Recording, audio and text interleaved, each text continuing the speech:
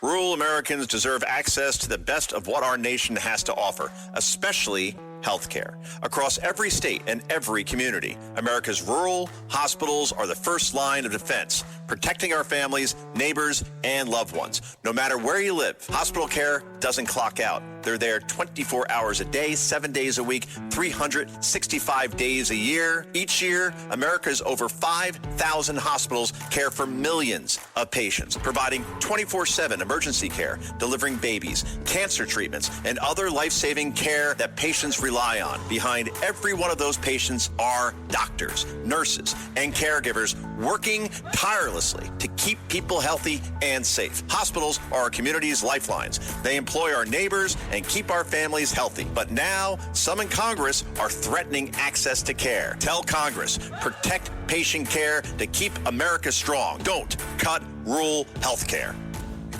Listen, all you New Yorkers. Excuse me, taxi. Okay, man, we're looking around. This is the 77 WABC minicast. My friend, if we could, one of the most important issues, and I don't know about you, but did you ever find yourself in a beautiful home? No, did you ever find yourself kind of getting into the groovy world of kind of somewhat philosophical stuff? Do people do that anymore? When I used to call it stoner talk, when you would sit around and contemplate your navel and talk about whatever it is. But was there ever a part where you said, wow, man, this is great? Normally right around maybe when you're, I'm going to say you would get maybe towards adolescence, and you might have had your first time of maybe thinking about what happens after life or after death. Or is there a God? Is there evil? Why do men die? You know, you start thinking beyond. And it's one of those things that separates us theoretically from other animals. I don't think Cocker Spaniels talk about, do you think that we will always be relegated to the position of... No, they don't think that. We do.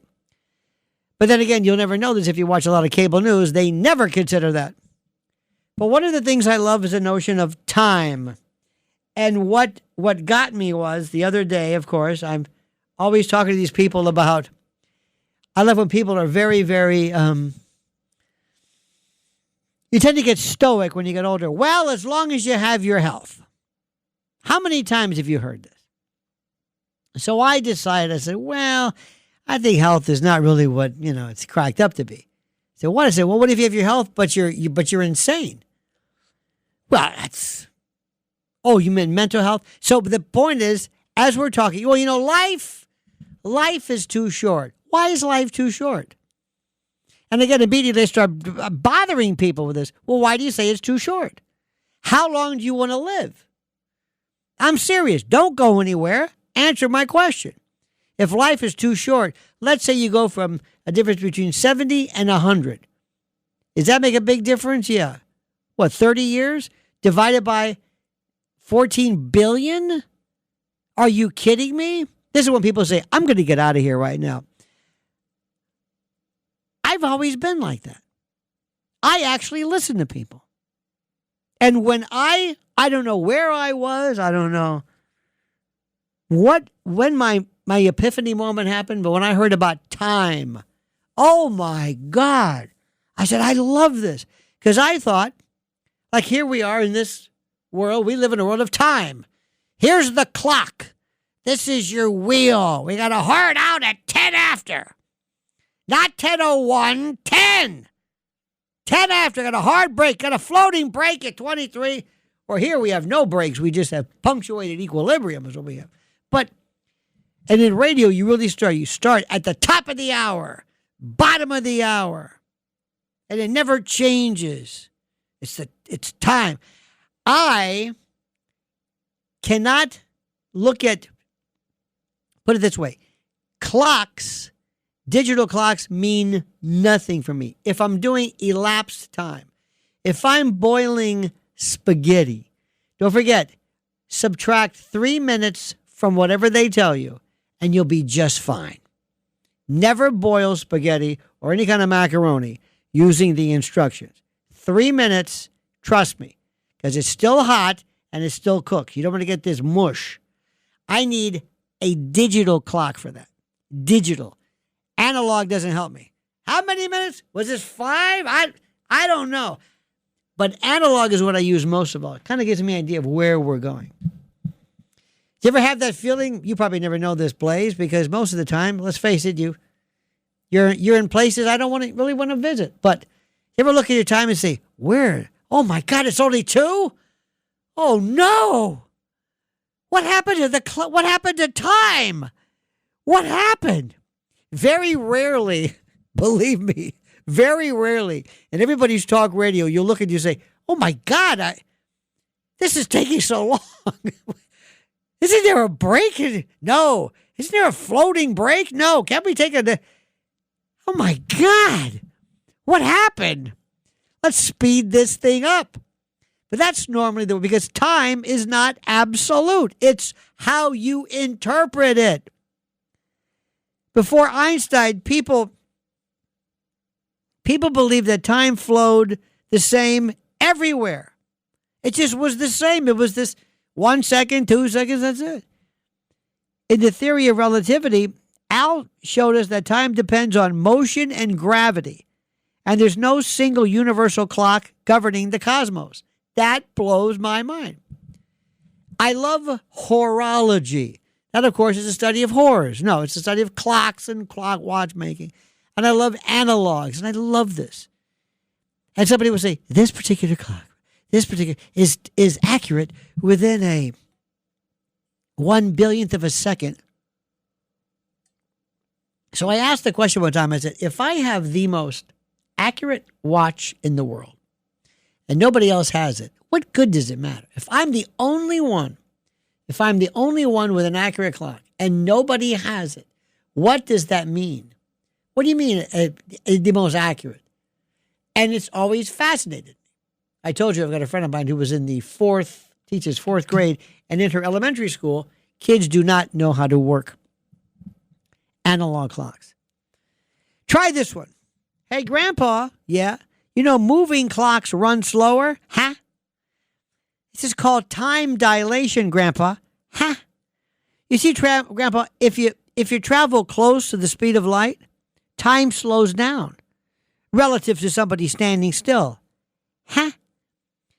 Grandpa, astronauts on the International Space Station, they age slightly slower than we do on Earth. Except the poor woman who showed up, remember her hair was sticking out and she hadn't moved and they were going to pull her ass off. Don't worry, you're not aging. Get me off this. And Elon Musk did it. He said, sorry. The same people who, by the way, came looking for Nancy Guthrie. We'll get with you in a minute. It's only been 26 days. Anybody think of a reward? A reward, yes. Hey, Grandpa, what is it? Grandpa, did you know that gravity bends time? What are you talking about? See, Grandpa, mass warp space-time. You've seen this. You've seen the sphere in the middle of like a trampoline, and the indentation, the divot, allows this dimpling or this divot. And the stronger the gravitational field, the slower the time passes. And if you're near a black hole, and speaking of black holes, anyway, if you're near a black hole, time slows dramatically. They love black holes. Love it. A clock on a mountain actually runs slightly faster than one at sea level. Keep that in mind. When I was in my variety of science classes, people would say, what about in a vacuum? Well, that's a good question. So they would always say, what about in a vacuum? Ah, well, that's it. Sodium is normally in a vacuum. I never thought about that. So my friend, I've known him since then.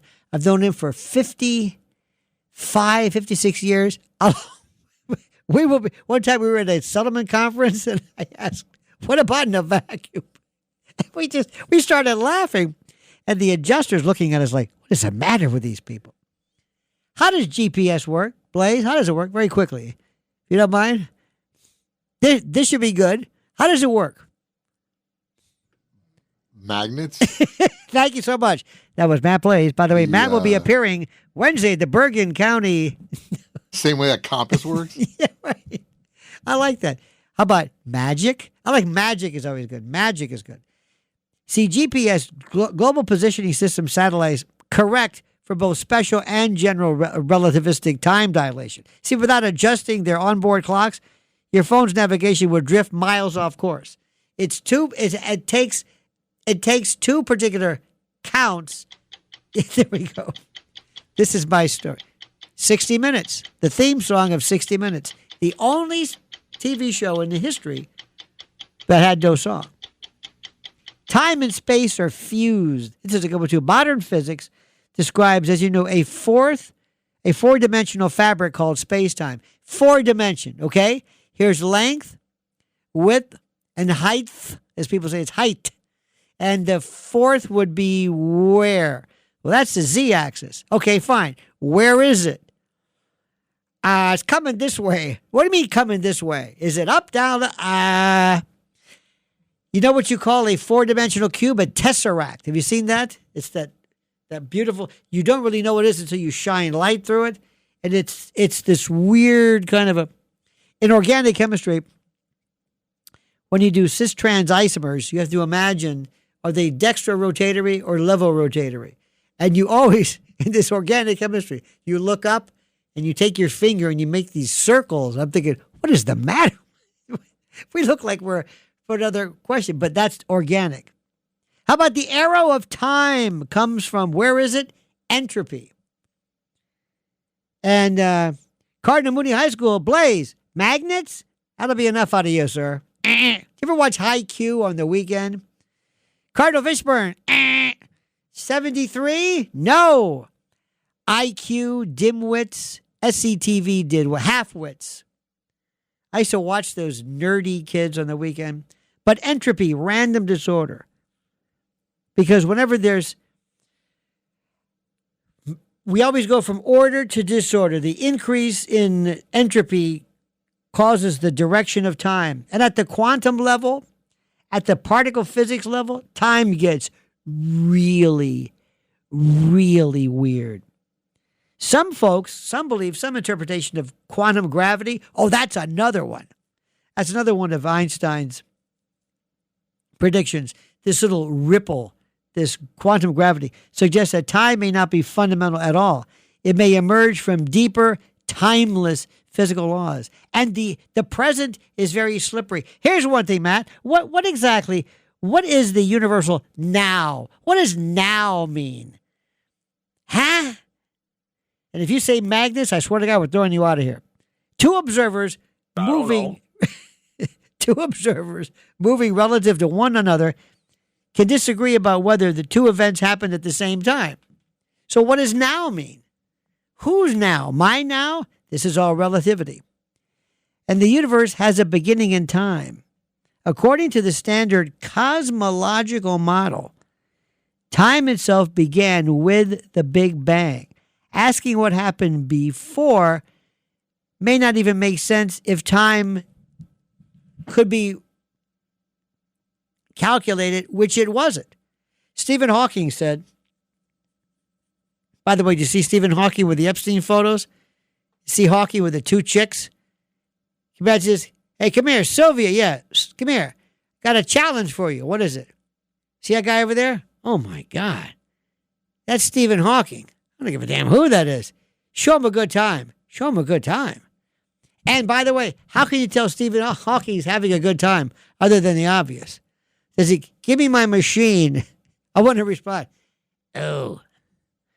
I know that's sick. I know I'm going to burn in hell. But time can stretch toward infinity.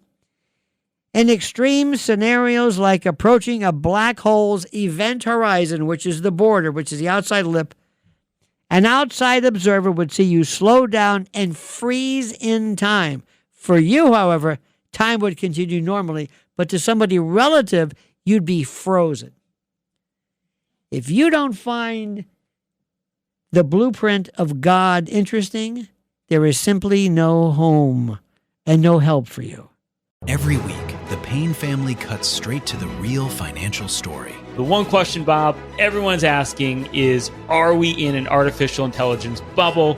You've been through boom and bust. What do you think? No hype, no myths. Just what actually matters to your money. Does feel very similar to what we experienced in the 90s. Where are we, though? Are we in 1995, 1997, 1999? Listen to the Pain Points of Wealth on the Red Apple Podcast Network.